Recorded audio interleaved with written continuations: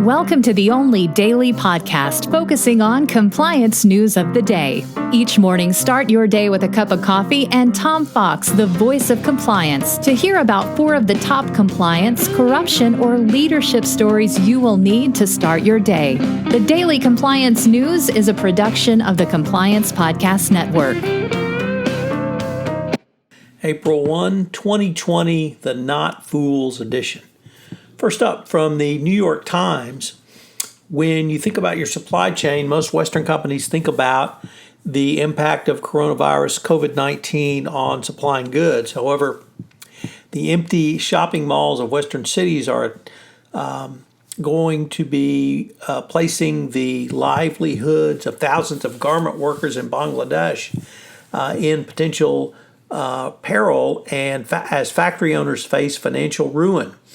The president of the Bangladesh Garment Manufacturers and Exporters Association said, "Our situation is apoplectic. The cancellations and hold instructions coming in from Western fashion retailers are pushing us to the point of insolvency with massive open capacity and raw materials liabilities." Fashion retailers, of course, have their own problems in the United States since most of them are closed, and those that are still open, no one's going to buy clothes. Next up, the Chinese company, which says it is not run by the Chinese government, Huawei, says that the Chinese government will retaliate against U.S. companies if further restrictions are placed on Huawei's access to suppliers.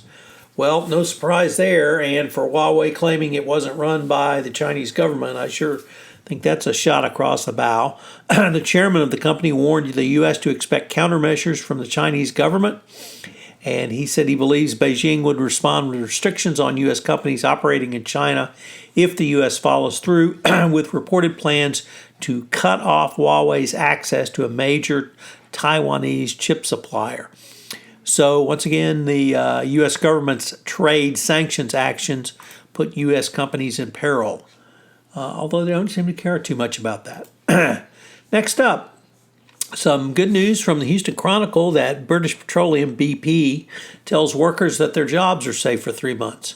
Some bad news for workers is that they may not have jobs after 3 months. But BP has promised employees their jobs are safe, while other oil majors consider ways to cut costs with human capital, i.e. employees. CEO Bernard Looney said the company would take calm, deliberate action to manage its capital cost in response to the oil crash now below $20. The measures would not include making any BP staff redundant over the next 3 months. I will have to say that if BP starts laying people off, everybody should cash out of oil stocks or buy into them, because the apoplectic situation will be at energy companies if BP has to start furloughing people, as Halliburton has done so far. And finally, from the Mexico News Daily, we have a detention of an ex-Pemex official over a 27 million peso, that's about $1.1 million, alleged bribe after coming after 3 fuel companies allegedly gave him money for tankers that were never delivered. The former director of operations at Pemex Logistics, Luis Alberto Santander, promised companies a total of 700 tankers of gallons in exchange for a 30% advance, but allegedly never came through with his side of the deal. The Special Corruption Division of the FRG executed an arrest warrant for him and probable cause of his crimes. So it's good to see that Pemex is under investigation, and now we have an arrest of an ex-Pemex official allegedly for accepting bribes. I am proud to announce a new podcast premiering this week on the Compliance Podcast Network.